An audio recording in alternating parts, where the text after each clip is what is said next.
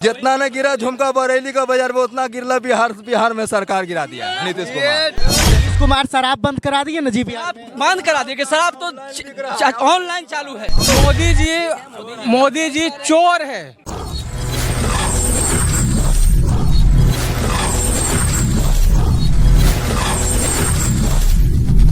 नीतीश कुमार शराब बंद करा दिए ना जी बिहार में। बंद करा दिए कि शराब तो ऑनलाइन चालू है। शराब बंद कहाँ कराए? ऑनलाइन चल रहा है शराब बंद है। घरे घर मिलता है। पहले इससे बढ़िया ठीक था, जो खुला बिकता था कोई दिक्कत नहीं था। अभी तो साला पहले से ज्यादा बिक्री हो रहा है। होम डिलीवरी होता है। बिहार में बदलाव होना चाहिए। तेजस्वी ऐसा नेता आना चाहिए। तेजस्वी के, हमें ही तेजस्वी यादव के साल में नहीं हुआ जो काम 17 महीना में तेजस्वी ने करके दिखलाया। आज तक कोई पैदा नहीं हुआ, उस नेता को नहीं दिखलाया। आप लोग कह रहे हैं कि तेजस्वी यादव रोजगार दिए। नीतीश कुमार का कहना कि जब सत्ता में हम थे तो तेजस्वी कैसे रोजगार दे सकते? कहाँ दिए नीतीश कुमार? क्या दिए? जिस समय रोजगार मिला उस समय मुख्यमंत्री ने पहले से तो खाली पुल बनाया बिहार में। बस बिहार में खाली पुल बनाया नीतीश कुमार, और कुछ वो भी पुल गिर गया। अब पुल गिर गया तो गिरने दीजिए। अभी तो जो आएगा सरकार वो पुल बनाएगा। अभी उसका सरकार भी गिरेगा। पुल भी गिर गया तो गिरने दीजिए। गिरा झुमका बरेली के बाजार में, जितना न गिरा झुमका बरेली का बाजार में, उतना गिरला बिहार में सरकार गिरा दिया नीतीश कुमार। सुने हैं खाली उतना सरकार गिरा दिया बिहार में नीतीश कुमार। 9 बार, एक के बार नहीं 9 बार ले लिया शपथ गढ़ाने। एक के मरते 9 बार शपथ गढ़ा। कभी सुने होंगे, कभी ओकरा में तो कभी इधर कभी उधर। अब जनता उखाड़ के फेंक देगा। तेजस्वी यादव को कहा जाता कि ये चारा घोटाला के बेटा है। चारा घोटाला के बेटा नहीं, सब तो चारे घोटाला है। कौन नेता है जो चारा घोटाला नहीं कर रहा है? सब नेता चारा घोटाला कर रहा है। एक तो गरीब है आदमी, उसको 10 को आदमी दवा देगा, वो नेता नहीं है। जो अच्छा बात बोलेगा वो खराब हो गया, और जो दब बात बोलेगा वो बढ़िया है। क्या लगता है इस बार केंद्र में परिवर्तन? सरकार केंद्र में परिवर्तन होगा। केंद्र में परिवर्तन एकदम होगा। तेजस्वी यादव जब आएगा तब केंद्र में परिवर्तन होगा। अरे तेजस्वी यादव आएगा 2025 में ना। 2025 में और 2024 में भी आएगा। केंद्र में अभी प्रधानमंत्री कौन बनेंगे? राहुल गांधी बनेंगे। मोदी जी नहीं। तो वो एक नंबर पलटू राम है। पलटू राम का साथ रहता है। पलटू राम का वचन फेल होता है। मोदी जी भी पलटू राम बन गए। मोदी जी चोर है। किस चीज का चोरी की है जी? किस चीज का चोरी की है? आप जितना भी EVM में देख लीजिए, जब दबता है लैंटेन पे तो जाता है कमल पे। अच्छा, ये तो गड़बड़ है। ये तो एकदम गड़बड़ है। इसी को चोर कर एकदम पक्का चोर है, वो डाकू है। अच्छा, राताराती पैसा इस बार चेंज होना चाहिए। एकदम चेंज होना चाहिए। युवा सरकार आएगा जी। तेजस्वी यादव को कहा जाता कि ये नौवा फेल है। लोगों का नौवा फेल है, लेकिन BA का वो कान काट रहा है। जितना वो नौकरी दे दिया है वो कोई नेता नहीं दे पाएगा। नहीं दिया है, न देगा। आना कोई वैसा पैदा लिया है अभी तेजस्वी यादव के जैसा। जी हाँ। तेजस्वी यादव ने आपको ऐसा क्या कुछ दे दिए जो आप नाम ले रहे हैं? नौकरी दिया। जो स्टूडेंट लोग पढ़ लिख करके और जो बेचारा लिट्टी सेक रहे हैं, गुटखा बेच रहे हैं, उसको आज 17 महीना में जो इतना नौकरी दिया है, उससे ज्यादा नौकरी कोई सरकार नहीं दिया है। कोई नहीं दिया जी नहीं, कोई नहीं दिया है। तो इस बार है जो मतलब केंद्र में परिवर्तन हो जा एकदम होना है। राहुल गांधी प्रधानमंत्री बनेंगे। एकदम बनना है। और 25 में मुख्यमंत्री तेजस्वी यादव बनेंगे जी। अगर फिर है जो कुछ EVM में गड़बड़ी होता है तो EVM में अगर गड़बड़ी होता है तो वो पलटू राम का वजह से गड़बड़ी होगा। अरे तो क्या कीजिएगा आप लोग? जनता क्या कीजिएगा? हम लोग जहाँ तक होगा हम लोग आंदोलन करेंगे। पेपर से चुनाव होगा। EVM में गड़बड़ी होगा तो बैलेट पेपर से फिर चुनाव होगा। अभी तो फिलहाल EVM से हो रहा है ना। अभी तो EVM से कर रहा है सरकार, जिसका चल रहा है केंद्र में उसी का ना, वही ना करवा रहा है। ओनली हम लोग करवा रहे हैं। नहीं, सरकार करवा रहा है। तो सरकार करवा रहे हैं तो सरकार से पूछिए आप क्यों करवा रहे हैं। EVM से क्यों करवा रहे हैं? सरकार से पूछिए। बैलेट पेपर से होना चाहिए। बैलेट पेपर से होना चाहिए। बड़ा बड़ा देश बैलेट पेपर से कर रहा है। ये इतना विकसित हो गया है कि यहाँ EVM से कर रहा है।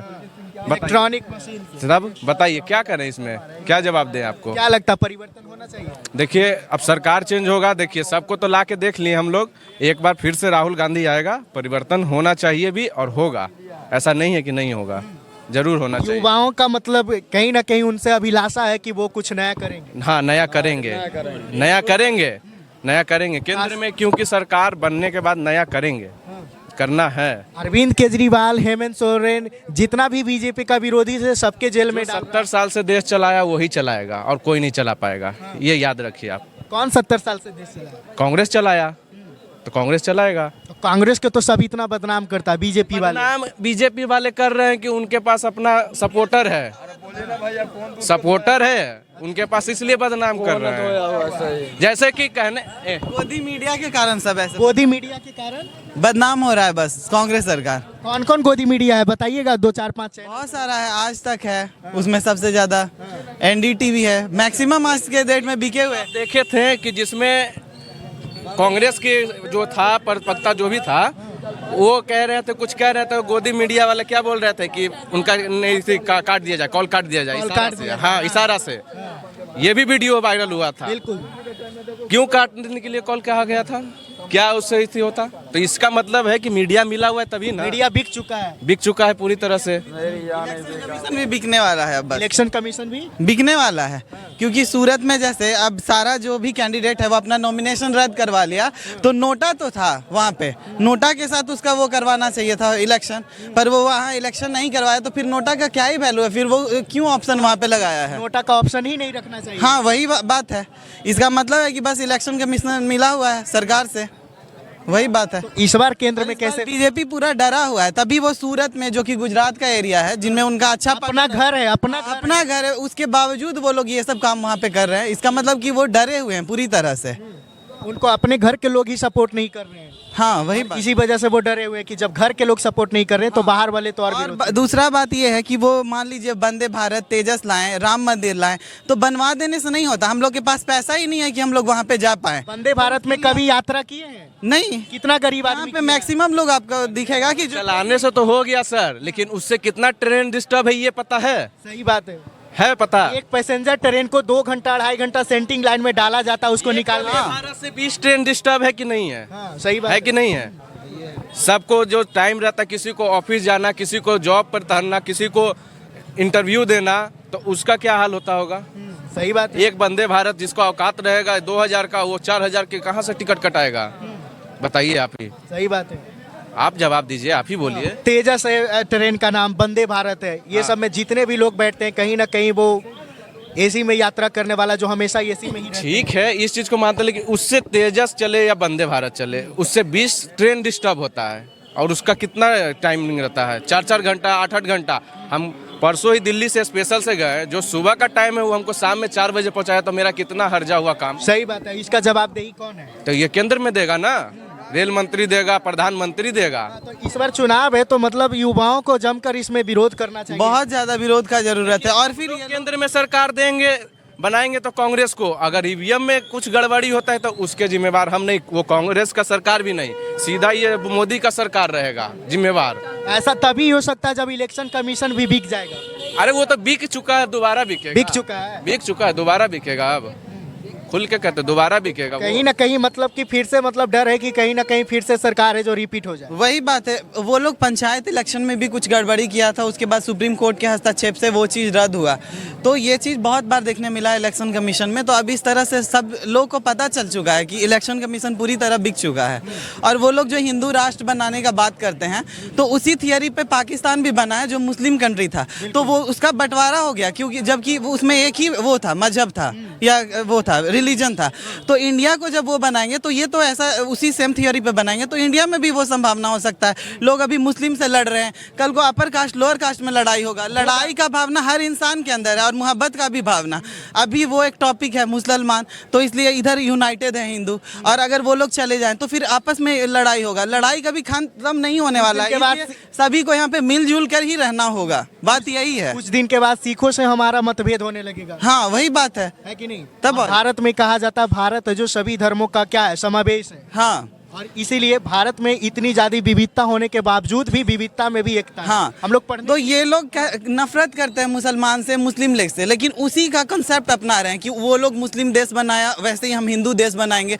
तो यार तुम तो कॉपी कर रहे हो उसका, उससे कुछ अलग करो ना, यही बात है।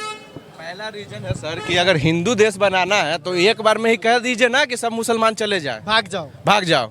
उसमें पावर नहीं है मोदी जी को, कह दे कि सब मुसलमान भाग जाओ, हिंदू देश पूरे बना देते हैं। तो ये यहाँ पर तो हो रहा है लड़ाने झगड़ाने का काम, तो ये तो गलत चीज़ है ना। अरे सब जी रहे हैं, सब खा रहे हैं, अब यहाँ हो रहा है हिंदू मुस्लिम सिख ईसाई सबसे कह दो एक बार में कि सब मुसलमान चले जाओ, पावर नहीं है, अर्थव्यवस्था गिर जाएगा तुरंत। बिल्कुल ये नहीं गिरेगा कभी अर्थव्यवस्था। है जो मंदिर के नाम पे, कभी मस्जिद के नाम पे जनता को लड़वाते रहते हैं। यही काम बच गया अब, और कुछ नहीं बचा है। बस क्या है नहीं है ये सब नहीं है। अर्थव्यवस्था अगर मुसलमान को भगा देगा तो अर्थव्यवस्था सही में गिर सकता है। अदर कंट्री से जो भी आता है जो भी जाता है उसमें भी तो वो लोग सहयोग करते हैं, तब तो इसलिए दिमाग दूसरा लगा रहा है। इस चीज़ को मानिए आप। ऐसा नहीं लगता कि राम मंदिर जहाँ पे बनाया गया, राम मंदिर ठीक है, राम मंदिर बना बहुत खुशी की बात है। इतना जब पैसा सरकार के पास है ही केंद्र में, तो राम मंदिर के जैसा ही एक जो बहुत क्या हम बोल सकते हैं, बहुत बड़ा हॉस्पिटल है जो बिहार में या फिर देश के किसी भी कोने में बनाया जा सकता था, जिसके कारण मतलब हमारे देश के जितने भी लोग हैं वहाँ पे इलाज करवा सकते हैं, विदेशों में इलाज करवाने नहीं जाना पड़ता। ऐसा कुछ हॉस्पिटल से जा रहे हैं, अभी हम ये बाइक से जा रहे हैं, एक्सीडेंट हो जाएगा तो हमको राम मंदिर में कोई बचा लेगा, हमको जवाब दे दीजिए। यही बात तो है, बचा लेगा कि हमको हॉस्पिटल बचाएगा।